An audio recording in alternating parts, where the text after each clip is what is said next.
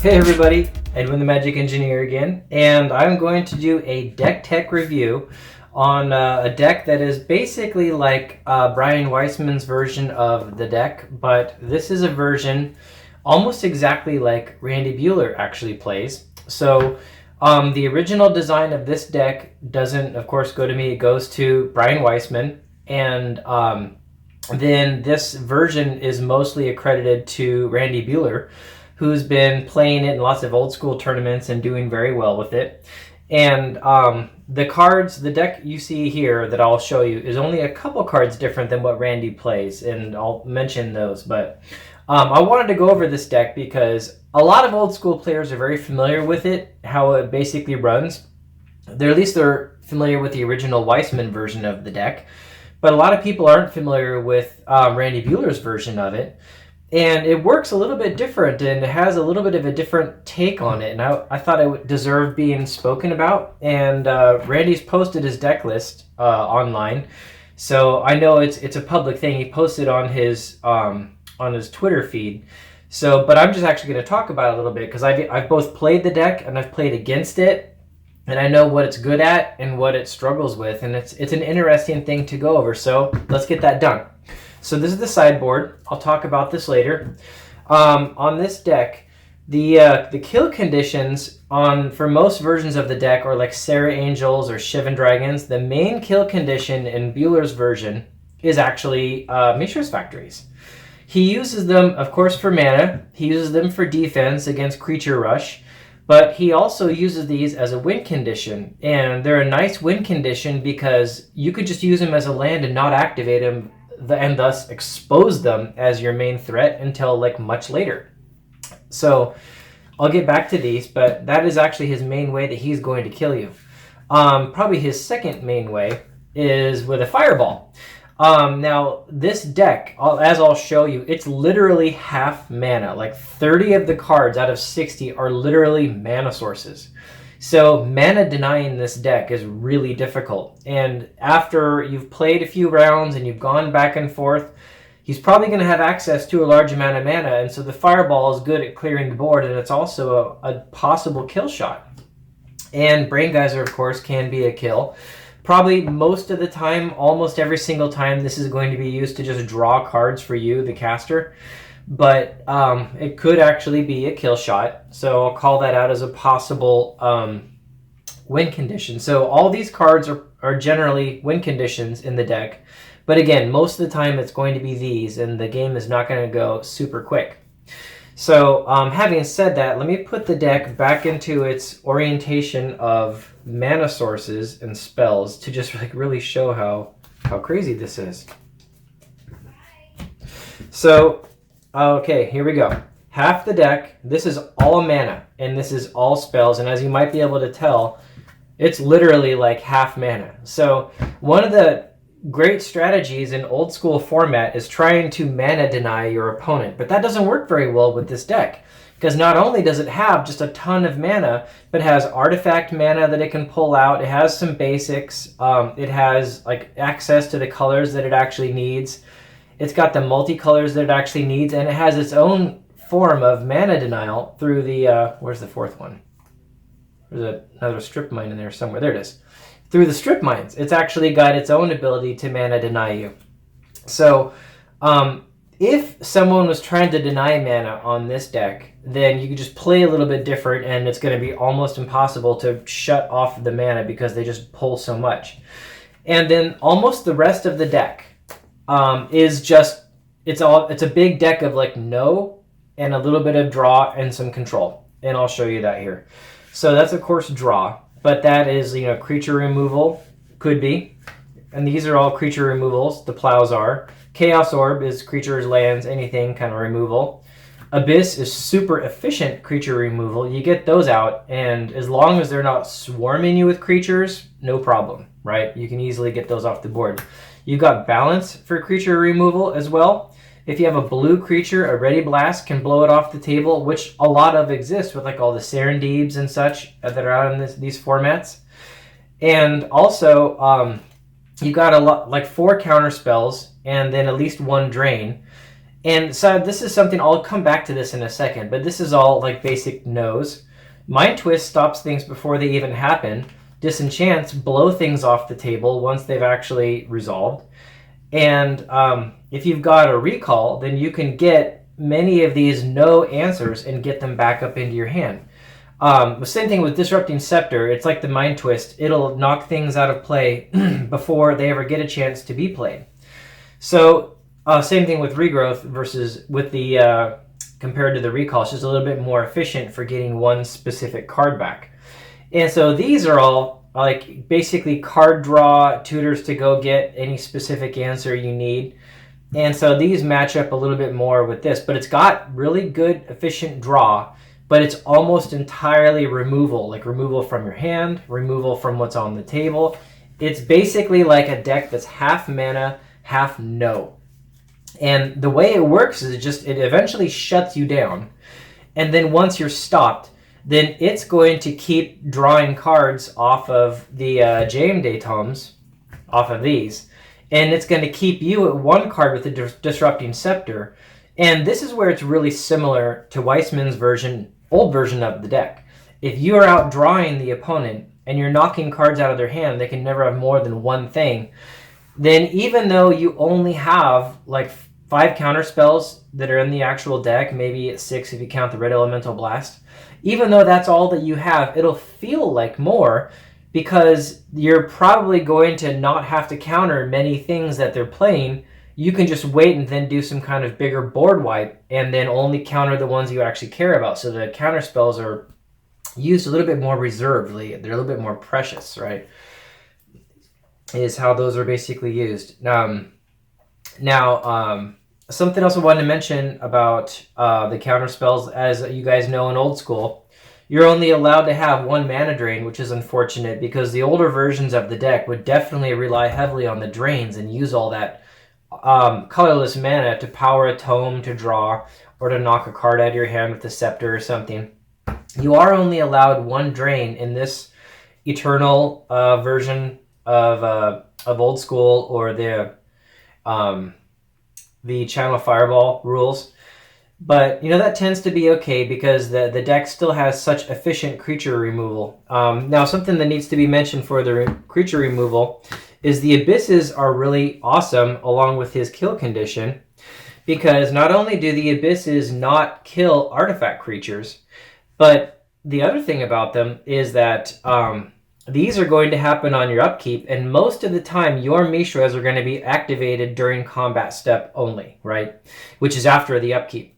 It's either going to be on your combat step to attack, or it's going to be on their combat step to defend, and this is only blowing the creatures off the table during the upkeep. So at the times it's annihilating the board, your Mishra's Factories are not activated as creatures and they're clearly out of the way. And also this doesn't require any mana to be used, which allows you to put more mana into drawing cards every turn, right? And a lot of you might notice that the tome is... anyone who's played the deck knows that the tome is a great card draw. In newer formats, it's not, because it takes 4 to put out, 4 for each card you put in your hand. It's definitely not efficient. But the trick is, if you're playing defense and you're sitting there holding like a counter spell, or maybe you've got a plow, or maybe you've got a disenchant in your hand and you're waiting to actually knock something out, you can wait until their end step and you can leave all your mana open. So all their creatures are shut off, their sorceries are shut off. Everything that needs to happen during their turn is going to be that much more reserved. You're threatening them just by having your mana untapped. And then on their end step, you can just tap that card and get that card advantage. And it's almost as if you did something to them because you're going +1 card. So it works off the same theory of card advantage as Weissman's version of the deck, which is just fantastic, right? Now, in terms of mana curve, the deck, as you can see, is very white heavy. And since it's very white heavy, I'll put all these back in. Get those out of the way for a second.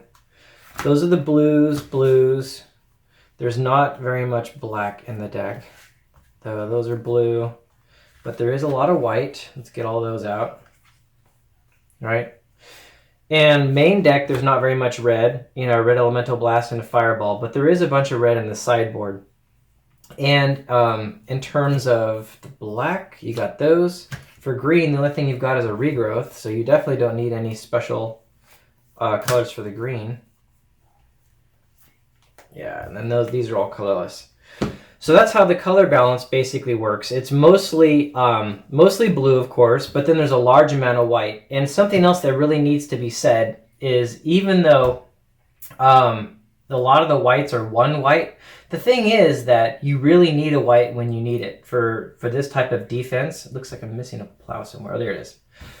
You really need a white when you actually need it. So on turns 1 through 3, if someone's really aggressive and they're coming at you really fast, or they're playing a stasis deck and trying to set up a lock piece, you need to have that white available. And so based on the needs of the color spread, you can see the two most important colors are definitely going to be the blue and the white. The black and the red are secondary, and the green, you can just use City of Brasses for that. So as a result, the color balance, there's only a couple blue-black. You got most of your multicolor lands, your dual lands, are going to be white-blue. And in Randy's version, this is one place where the list I have here is a little different. He actually has one more Underground Sea and one less Volcanic. I have one more Volcanic and one more Underground Sea. And I've done that because when I play tested his deck, the times that I play these, I usually don't need it as immediately. In almost every single time, I either have a City of Brass, or I have an Underground Sea, or a Lotus, or a Mox Jet that I have access to. The red is the kind of thing, like once you sideboard, then you need the red sometimes early game. And I'll show some of the sideboard just to make that point, then I'll go back to other stuff later. So you have a lot more red in the sideboard, and when you need it, you really need it. And so, not because main deck you have many problems with it, but when you go sideboard, if you start boarding in a lot of the red hate, I figured you wanted to have more red on the main deck, because I never seemed, when I tested with this, to have that much struggle to get black. But I did have times where I had a red elemental blast in hand, and I did not have a red in play to stop something really blue and threatening that was coming out. So that's how the dual lands are basically balanced. And then you've, of course, just got, card draw. Library just wins games completely by itself. And as many of you know, Channel Fireball only allows one strip mine. The Eternal format, Masters format, I forget what they call it. They actually allow 4 strip mines, and so Randy's deck employs all 4 of those. And this ends up being pretty big, because a lot of times decks will run thin on mana, or they'll just get a bad draw, and you can take advantage of that really well if you've got strips. The City of Brasses, 4 of them is a little rough, admittedly, for sure. But since you're working all 5 colors, and you need access to those when you need them, and more importantly, since there's 30 mana sources in the deck, oftentimes your City of Brasses will be the last one sitting there untapped, and you're tapping everything else first, and you don't even need to dip into these. And if you do, it was worth it, kind of thing, right? So it doesn't end up being so bad that you have 4 City of Brasses most of the time. He has 1 Plains main deck, and I left that in, and that actually comes back to this reasoning again, but it's one more thing as well. When you need white, you really need white. And getting that Plains there is not only gives you the one more source of white, but more importantly, Blood Moon does not affect this. If you look at all the rest of the cards in the deck, they're all non-basic lands, right? So you play a Blood Moon, and suddenly everything he's got is red, and everything here, it's just, forget it, it's gone. All the black cards, just forget it, right? And so that's a big problem. But the white, you need the white, because if you're going to get Blood Moon off the table, what are you going to do? Well, you got to disenchant it, right? So you need access to that white. So that ends up being really important, and I think that's probably why he main decked that. In Randy's version, he also has 1 island he puts in the sideboard, but again, I'll get to the sideboard in a second. For his artifact mana, he of course just has the 5 Moxes, and he has the Soul Ring and the Lotus. And these probably don't need a whole lot of explanation. If you go against Winter Orbs or anything, the artifact mana is there because it gets around all of that. It speeds up your actual deck so you can react to things faster. When you're at the end step and you're going to be tapping mana down off the tome to draw stuff, it's almost always going to be artifact mana. And what's nice is these give you the advantage of speed and such like they normally do for most decks, but if they end up blowing up, you're okay, because you didn't count on these being your mana sources. I mean, there's 6, 7 cards here. So even though there's 7 cards here, you still have 23 other mana sources that are in the deck. So even if like an energy flux gets played, I mean, you can normally get around it, right? And so that's how he runs his mana sources. So now getting into the sideboard, maybe I'll put these over here too. Now, the sideboard, I've seen him alter one way or another. Now, the island, I suspect, is in there when you're dealing with something like Blood Moon. And I'm not sure why else he would have it in there. But it's got to be for like that reason, like mainly because Blood Moon is really tough against this deck. It should be mentioned that other versions of the deck that like Brian Weissman play, they tend to have more basic lands, more islands, and maybe plains main deck. So there wouldn't be a need to take an island and put it in the sideboard like this. But in Randy's, since he's so non-basic heavy, that's probably why he drops that one in the sideboard. The red elemental blasts are just fantastic because when you're going up against a deck that's heavy blue, especially like a stasis deck, and they're busy locking down your mana and trying to mana deny you, it can be really important to have something really efficient that can knock them out. I mean, if you get into a counter war, having something that's only 1 mana to like win a counter war is a really awesome thing. He plays the blue elemental blast. I figure it's a similar kind of reason to the red, just meant to kind of have that surprise. I think what I personally like about the blue elemental blast the most is 2 things.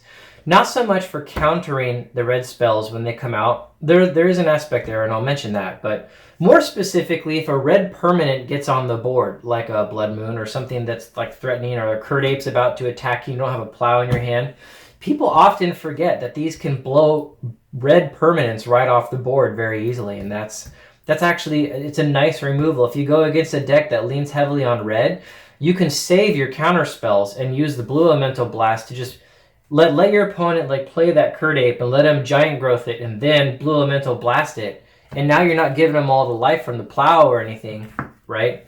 But you're blowing that creature off the table, and so the removal from the board is an awesome thing, and people forget about that all the time with this card. Now, in terms of counter, sometimes what I'll do when I'm playing against people is I'll have like other lands like untapped, and I'll kind of like bait them a little bit. Like, let's say those are my only mana that I have tapped. Well, people know there's no arcane denial or anything like that, right? And if they see 1 blue, a lot of times players will assume, well, he's not going to counterspell me or mana drain. But if you have that 1 blue, you might have the blue elemental blast ready to go, because people will oftentimes forget about this as a counter, especially because a lot of sideboards actually don't play it, right? So you can fake people out just by having the 1 blue left open, right? Now let's see, what else needs to be talked about? So the enchantment and artifact destruction. There's 4 of them main deck with the disenchants, which honestly is a lot. I mean, a lot of decks, versions of the deck don't necessarily play 4 disenchants main deck. This one does, and it's got a lot of advantages to it. Like main deck, it's ready to deal with an awful lot of stuff. But in case you run into something that's also very threatening, he filled up his sideboard with Dust to Dust and Divine Offering. And when I play tested this deck against my Stasis deck, the most threatening one was the Dust to Dust. And it's actually because it removes him from the game was a big problem. So it not only knocks 2 cards off the board, which is really hard to deal with, and it's a 2 for 1. But the other thing is when they're removed from the game, my Time Twister is not as effective because I can't cycle those artifacts back in. They're gone, and he didn't have to deal with them anymore, right? And the Divine Offering, I think, is it's great, of course, because it's similar to Disenchant. It does not hit enchantments, but it will blow an artifact off the table, and it also helps him gain a little bit more life and like survive that and a little bit of beatdown. But when you look at all 8 of these together, that's an awful lot of cards for artifact destruction. And so the question you might be asking is, why not Energy Flux, right? Well, the reasons that he can't play Energy Flux are stuff like that, right? He wants to have his artifacts out in play. He wants to have his artifact mana out in play. So he'd rather blow your specific artifact off the table rather than play an Energy Flux and shut it all down. And as a result, Energy Flux ends up actually being a pretty good play against this deck, kind of like Blood Moon actually is as well. So that's something he's going to want to blow up. So lots of artifact removal in the sideboard. Okay, now let's see. The Circle of Protection red is just kind of obvious. If someone plays a red deck and you drop this, if they're mono red, they're really stuck. They're probably going to scoop. They have to hit their Chaos Orb and maybe try to blow it up. But if they're mono red, they're just stuck. And if they're not mono red, well, now the only things that you actually need to save your counter spells for is something that's going to blow up the Circle of Protection red. So this only stops like disenchants. Everything else you don't care about, just cop red the thing, right? And then just don't worry about it. You're going to win. So that's an obvious one. The Nether Void is really huge as well. Since this deck has 30 out of 60 mana sources, it's going to out-mana most decks, right? That's just the fact of it.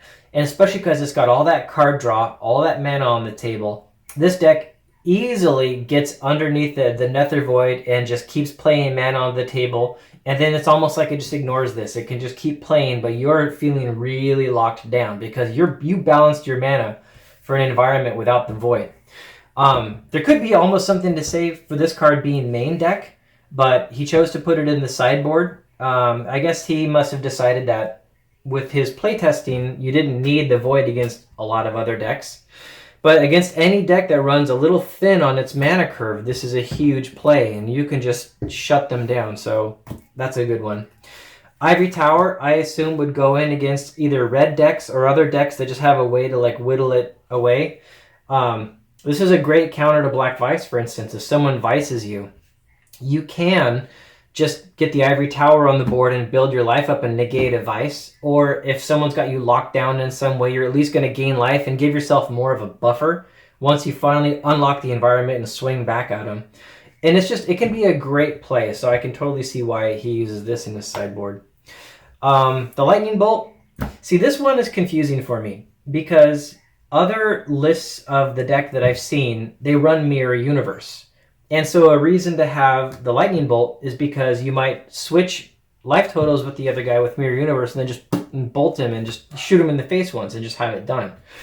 I guess maybe for Black Knights could be something because you can't Swords to Plowshares a Black Knight, right? Because it's pro-white. So that might be a reason to have it. Or if someone's life is low and you need that one little shot just to like finish him off. I'd actually like to ask him about this one, why he has this singleton Lightning Bolt in there. For my version of his deck, I left it in so I could hopefully discover that as I'm actually playing. And the final card that he doesn't actually play, but I actually do in his version of deck, is Time Twister. Now, I would love to ask Randy about why he doesn't play this as well, but I'll tell you what I discovered. This deck, very similar to Weissman's version of the deck, it's very good at just like keeping the opponent at bay, outdrawing the other guy, but then eventually your graveyard just gets filled up with all these answers, and you got a ton of mana on the table, and you have all these answers in the graveyard, right? Because half your deck is mana, so like a large portion of it is staying on the table. So what I found is if it's a late game and I Time Twister with this deck, then I'm going to get just tons of counters and answers in my hand. And my opponent's going to get things as well. But firstly, I've got more mana than him, so I've got more ability to twist and then keep doing things. Secondly, I'm probably going to have more answers than he has threats, because this deck is just almost entirely answers, and it brings them all back. I mean, if I was playing against like a stasis deck and I had to just boom, boom, boom, boom, like blow like early disenchant against like blood moons and stasis and stuff, then that's a real threat, because now all my disenchants are gone, and if the opponent is looking at my graveyard or counting cards, he knows that he's got like a good chance and he's going to play more aggressively. But if I can twist, I can pull all those back, get them back in my deck, and now just even the threat that I might have them is going to push my opponent back on his heels. Another thing is that, you know, the main win condition of the deck is the Mishra's Factories. So if you're sitting there thinking that you've got the game locked up and you start aggressively attacking with the Mishra's Factories and your opponent finds a way to kill them, Well, you don't have Crucible of Worlds or anything in this format. If they're all your factories in the graveyard, you've pretty much got like 2 ways to like get them back. You've either got a recall or you got the twist. This one is really mana inefficient, and you got to dump other cards out of your graveyard. This one is super mana efficient and just pulls them all back in, and you know you're going to outdraw the guy. So Randy didn't put Time Twister in his build, but I actually think that it does fit pretty well. And I think it has use against some decks. So when I play this deck, I put this in. And then when I'm pitting this head-to-head against some of my decks, the twist has actually been really huge, and it's actually won some games for this deck. So there you go, you guys. This was Randy Buehler's version of the deck. And oh, I wanted to show you guys these also. I just got these. I showed these on my Instagram post. They're really heavy. They're all metal dice. And I got these 20-sided dice. And the 20-sided ones were from Ultra Pro, and the 6-sided ones are called Akko dice, and they're just really cool because I like little gold things, and they're just super heavy, and when people get a chance to feel them and feel the weight, people just tend to really like it. And when my wife and I were at a craft store recently, I like having that little stand of, you know, little crystals and gems on my magic card container. You've probably seen in some of my Instagram posts. We saw this in a craft store, and it is a crystal, and I just thought it was awesome because, come on, guys, what does that look like, right? What does it look like? Let's find it. It looks like that, right? Doesn't it look like that? I just thought it was awesome. And how could a Magic player see this and not get it when you all know that's always a thing you want to go get?